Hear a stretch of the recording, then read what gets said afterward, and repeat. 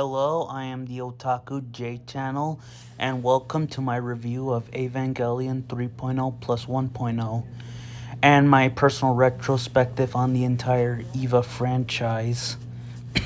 This is easily Evangelion is easily my favorite anime of all time. It helped me overcome my own depression, and I'm really grateful towards it. But before I get to my review of this latest movie, I thought I'd give you my thoughts on the previous of movies and TV show.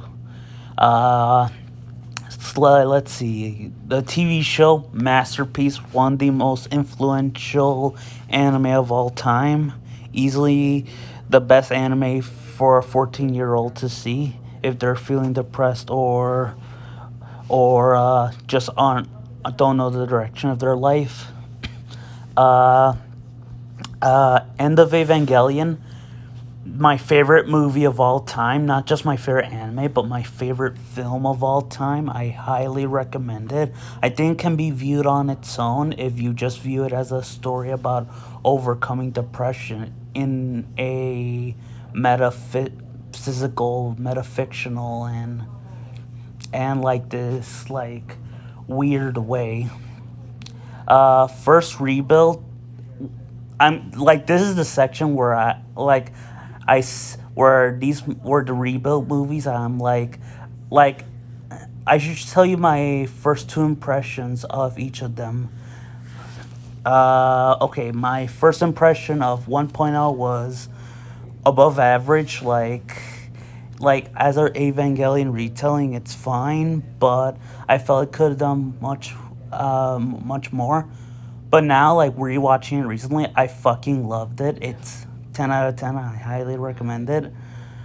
Uh, Evangelion 2.0, like at the time, I thought it was really good.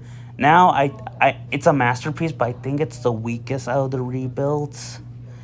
3.0, I used to call it the worst movie I've seen in my life and worst anime I've seen in my life. Now I really love it, and I'm debating with myself if it's better than, ironically enough, 3.0 plus 1.0. And finally, 3.0 plus 1.0. That was great, and after a few rewatches, absolute masterpiece.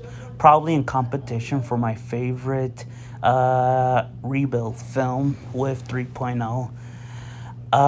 So yeah, let's get to Evangelion 3.0 plus 1.0.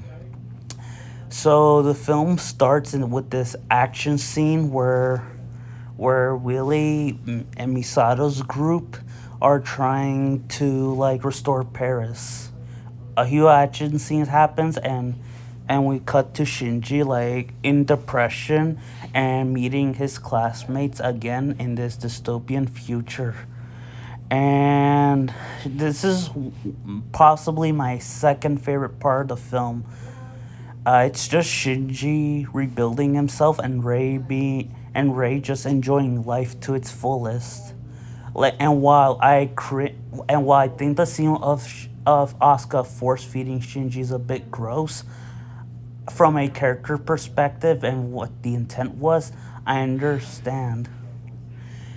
Now, after Shinji rebuilt himself and Ray Q dies, Misato, no, not Misato, like Shinji meets with Misato and to stop Gendo, and Shinji stops Gendo, and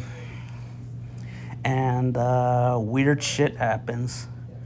The animation in this thing is highly detailed. Probably some of the best animation in modern times.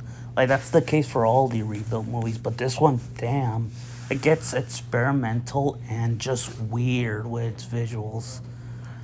But yeah, as for the backstory of Gendo here, like it's better executed than what I thought, because I read the spoilers and I was like, oh my god, this movie's gonna be terrible. But once I saw it in action and visually, I fell in love with it.